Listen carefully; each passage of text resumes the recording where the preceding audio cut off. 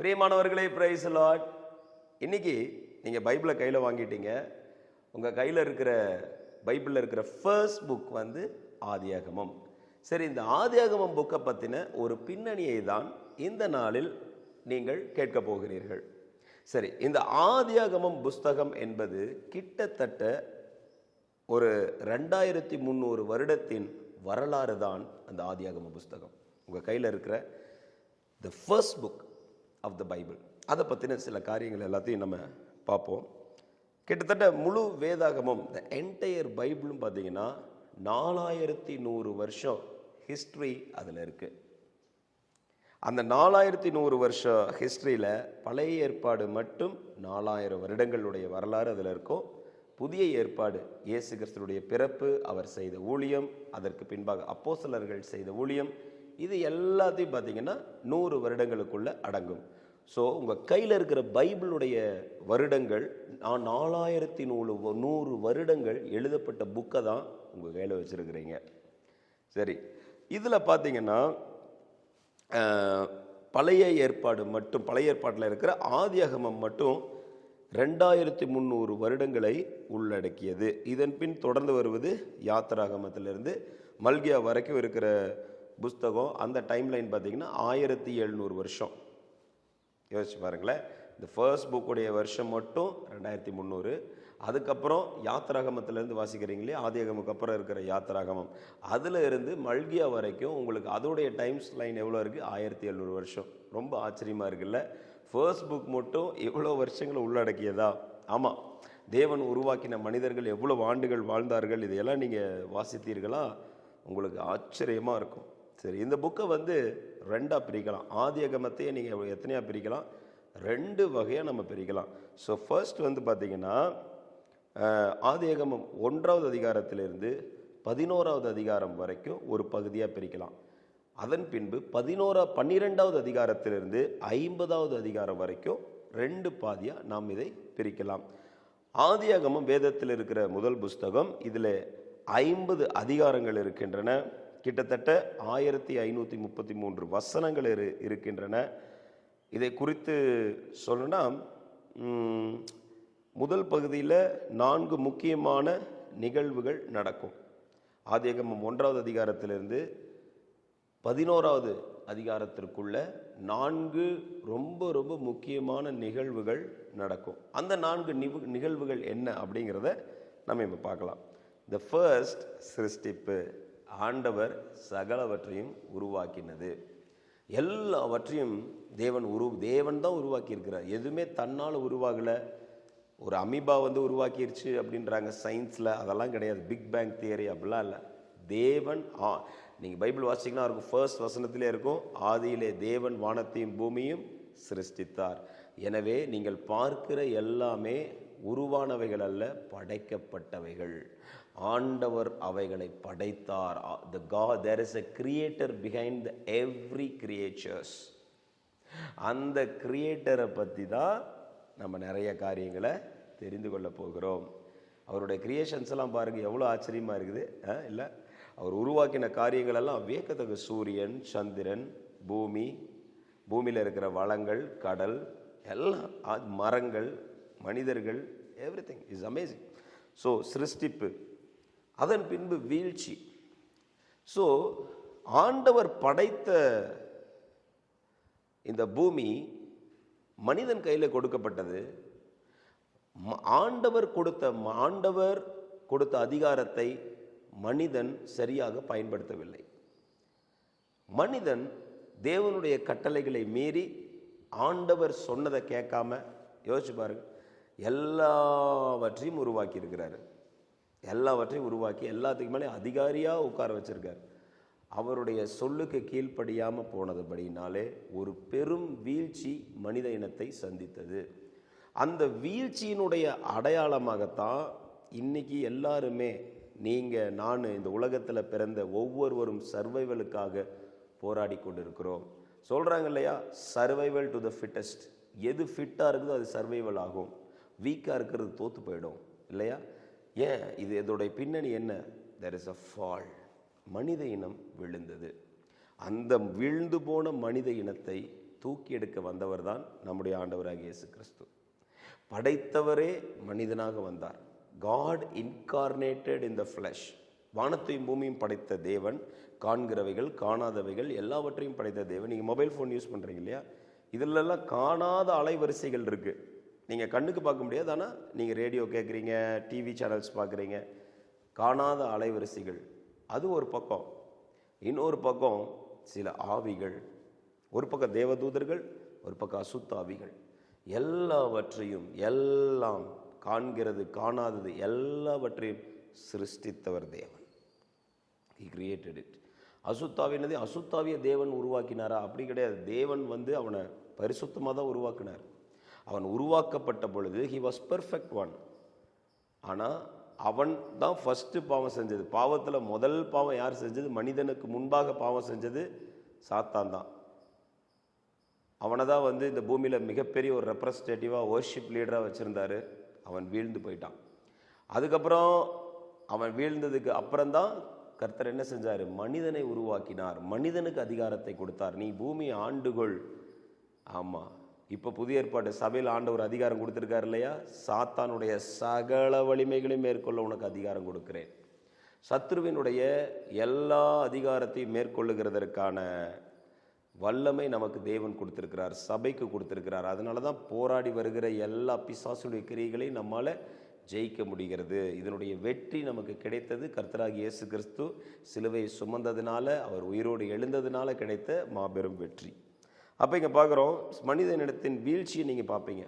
சர்ப்பம் எப்படி வந்தது, சர்ப்பம் எப்படி வஞ்சித்தது, இந்த காரியங்கள் எல்லாமே ஆதியாகமம் 3வது அதிகாரம் மற்றும் 4வது அதிகாரத்தில் இருக்கும். அந்த வீழ்ந்து போன மனித இனத்துக்கு மறுபடியும் தேவன் எப்படி ப்ராமிஸ் பண்ணுறாரு, மறுபடியும் அவங்களை எப்படி சேர்த்து கொள்வேன்னு சொல்கிறாரு, அவங்களை எப்படி மீட்டு கொள்வேன்னு சொல்கிறாரு. இதெல்லாமே 3rd and 4th சாப்டரில் உங்களுக்கு கிளியராக இருக்கும். அடுத்து பார்த்தீங்கன்னா ஜலப்பிரளயம். ஜலப்பிரளயம் எல்லா இதிகாசங்கள்லேயும் பூமியில் இருக்கிற எல்லாரும் சொல்லுவாங்க, இந்த பூமி தண்ணியால் அழிக்கப்பட்டது ஒரு முறை அப்படின்ட்டு. எஸ், அஃப்கோர்ஸ் பைபிளில் நமக்கு தெளிவாக கொடுத்துருக்காரு ஏன் அந்த ஜலப்பிரளயம் வந்தது, பூமி ஏன் தண்ணீரினால் அழிக்கப்பட்டது என்றதான வரலாறு தெளிவாக நமக்கு கொடுக்கப்பட்டிருக்கும். பூமி தண்ணீரினால் அழிக்கப்பட்டது ஒரு முறை. அதாவது எல்லா மலைகளும் தண்ணீரில் நிரம்பிடுச்சுங்க. நீங்கள் இந்த வீடியோ கேட்டுட்டு இருக்கிற இந்த இடம் ஒரு காலத்தில் தண்ணியாக இருந்துச்சு. நான் பேசிகிட்டு இருக்கிற இந்த இடம் ஒரு காலத்தில் தண்ணீரினால் மூழ்கப்பட்டிருந்தது. ஆமாம், கிட்டத்தட்ட எல்லா மலைக்கு மேலே 15 அடி மேலே இருந்துச்சான் தண்ணி. ஸோ மொத்த உலகம் ரொம்ப கொடூரமான பாவத்தில் இருந்தபடினால் தேவன் மொத்த உலகத்தை அழிக்க வேண்டியதாயிற்று. ஆனால் அதில் கர்த்தரை நம்பி இருந்த ஒரு குடும்பம் பிழைத்தது. அதுதான் நோவாவினுடைய குடும்பம். இதெல்லாம் அந்த ஜலப்பிரளயத்தை பற்றி, நோவாவுடைய ஃபேமிலியை பற்றி, அவர் என்ன செய்தார், அவர் தேவனுக்கு பிரியமாய் நடந்தபடியினால் அவர் மீட்கப்பட்டார், அவர் காக்கப்பட்டார்.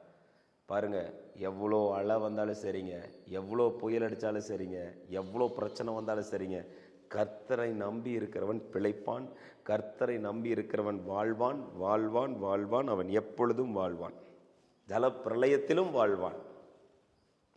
அடுத்து பார்த்தீங்கன்னா தேசங்களும் மொழிகளும் பிரித்தல்.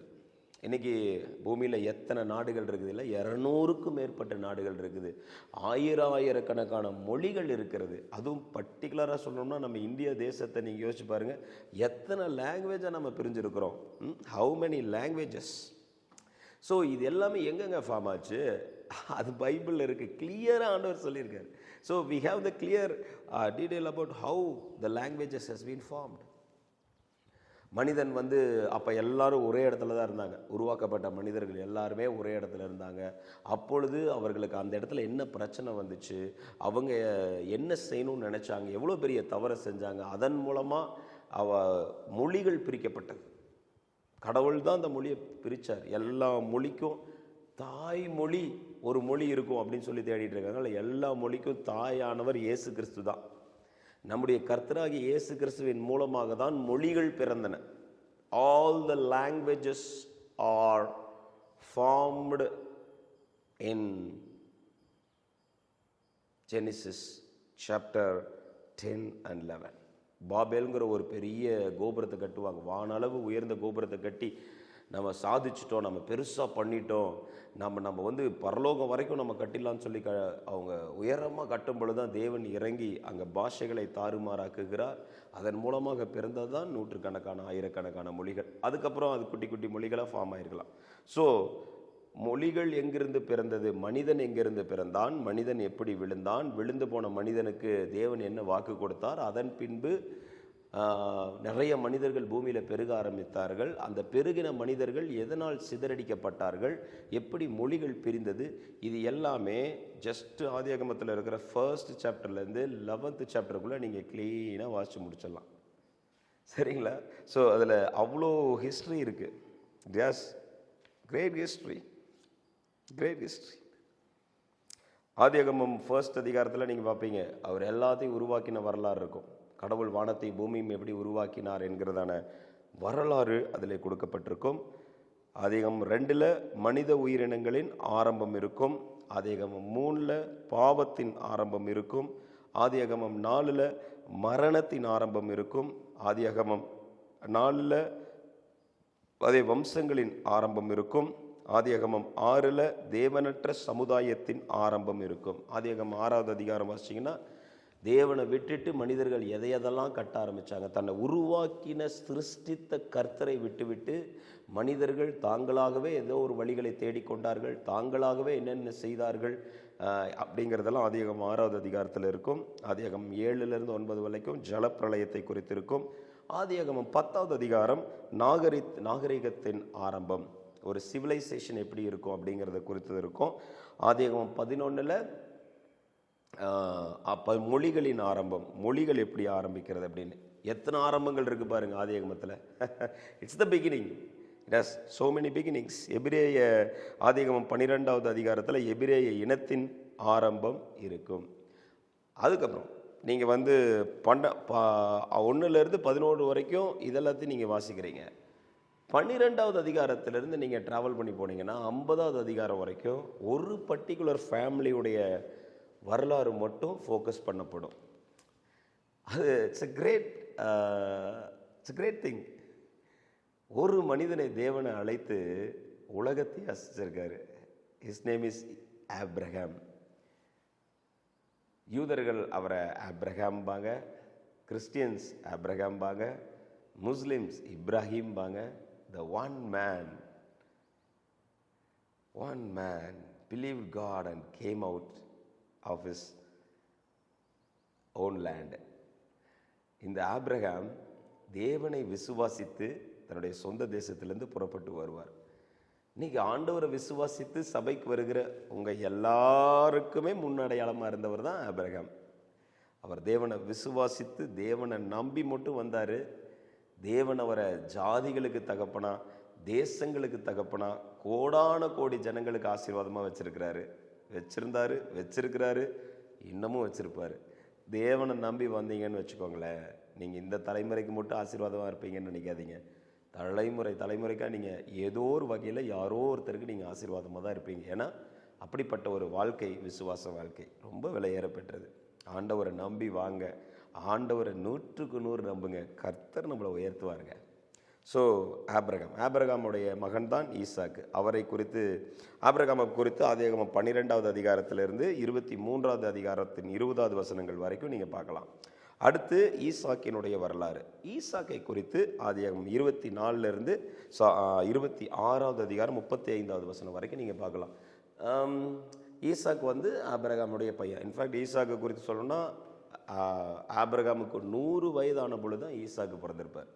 ஆபிரகாமோட லைஃப்பில் பார்த்தீங்கன்னா எல்லாமே தேவனால தான், மிராக்கிளஸாக எல்லாமே நடக்கும். அவருடைய லைஃப் நீங்கள் வாசித்து பார்த்தீங்கன்னா எல்லாமே மிராக்கிள்ஸ் தான். Life full of miracles. ஆண்டவரை நம்பி வந்தோன்னு வச்சுக்கோங்களேன், அவருடைய வழி நடத்துதலை பார்ப்பீங்க. அவருடைய வழிகள் எல்லாம் ஆச்சரியமாக இருக்கும். சில காரியங்கள் தாமதமாகிறது கூட நல்லது தான். தாமதமாகிறதும் நீங்கள் ஆசீர்வதிக்கப்படுறதுக்கு தான். தொடர்ந்து ஜெபித்து கொண்டே இருங்க, கர்த்தர் பெரிய காரியங்களை செய்வார். அப்படி தான் செஞ்சுருக்கார் நம்பி வந்தவங்களுக்கு. அவருடைய மகன் ஈசாக்குடைய வரலாறு. ஈசாக்கு எப்படி வாழ்ந்தார், அவர் எப்படி பிஸ்னஸ் பண்ணார். இன்ஃபேக்ட் ஈசாக்கு உடைய செழிப்புங்கிறது சொல்லி முடிக்கவே முடியாது. ஆபிரகாம் கர்த்தரை நம்பி வந்தார். உன் சந்ததி மேல் என் ஆசீர்வாதத்தையும் உன் சந்தானத்தின் மேல் என் ஆவியை ஊற்றுவேன்னு சொன்ன மாதிரி ஆண்டவரை நம்பி வர்றவங்களுக்கு, பிறக்கிறவங்களுக்கு ஆவிக்குரிய ஆசீர்வாதம், பூமிக்குரிய ஆசீர்வாதம் எல்லாவற்றையும் நிரம்பி வழிய செய்கிறார். ஈசாக்கு பார்த்தீங்கன்னா 100 மடங்கு ஆசீர்வதிக்கப்பட்டிருப்பாருங்க. அவர் செய்கிற ஒர்க்கில் அவருக்கு எடுக்கிற பிளெஸ்ஸிங் பயங்கரமாக இருக்கும். பாருங்க, உங்கள் பிள்ளைங்கள்லாம் ஆசீர்வதிக்கப்படுவார்கள். கர்த்தரை நம்பி இருக்கிறவருடைய பிள்ளைகளை கர்த்தர் ஆசீர்வதிப்பார். நீங்கள் உங்கள் பிள்ளைங்களை கர்த்தருக்கு பயப்படுகிற பயத்தில் வளர்க்கணும். ஆண்டவருடைய பயத்தை சொல்லி தான் அவங்கள நீங்கள் என்ன செய்யணும், வளர்த்தணும். அப்படி வளர்ந்தால் தான் அது ஆசீர்வாதம். அப்படி தான் வளர்ந்துருப்பாங்க. ஸோ ஈசாக்குக்கு அப்புறம் யாக்கோபு, யாக்கோபினுடைய வரலாறு. இந்த யாக்கோபுடைய பேர் தான் ஆண்டவர் இடைப்பட்டு இஸ்ரவேலாக மாற்றுவார். எனவே இந்த இஸ்ரவேல் தேசம் ஃபார்ம் ஆயிருக்கு இல்லைங்களா, அது யாக்கோபுடைய பேர் தான் இஸ்ரவேல் என்று மாற்றப்பட்டிருக்கிறது. அதுக்கப்புறம் யாக்கோபுக்கு நிறைய குமாரர்கள் பிறப்பார்கள், 12 குமாரர்கள் பிறப்பார்கள். அதில் ஒருவரான யோசேப்பை குறித்த வரலாறு மெயினாக அதில் ஃபோக்கஸ் பண்ணியிருப்பாங்க. ஸோ அதனால் ஆதியாகமத்தில் இருக்கிற புஸ்தகத்தினுடைய சின்ன ஒரு இன்ட்ரோ நான் உங்களுக்கு கொடுத்துருக்குறேன். அது உங்களுக்கு படிக்க யூஸ்ஃபுல்லாக இருக்கும், பிரயோஜனமாக இருக்கும் நான் நம்புகிறேன். ஸோ 1வது அதிகாரத்திலேருந்து 11வது அதிகாரம் ஒரு வகையாக பிரிக்கப்பட்டிருக்கிறது. 12வது அதிகாரத்திலேருந்து 50வது அதிகாரம் வரைக்கும் ஒரு குடும்பத்தை குறித்த வரலாறு பிரிக்கப்பட்டிருக்கிறது. எனவே இவைகளை நீங்கள் தியானிக்கும் பொழுது தேவன் எப்படி அவங்களோட இடைப்பட்டாருங்கிற அந்த ஆச்சரியமான வகைகளெல்லாம் நீங்கள் தியானிப்பீங்க. ஆதிகாமம் புக் ரொம்ப ரொம்ப ஒரு பிளெஸ்டான புக். நல்லா வாசிங்க. கர்த்தர் உங்களை ஆசீர்வதிப்பார்.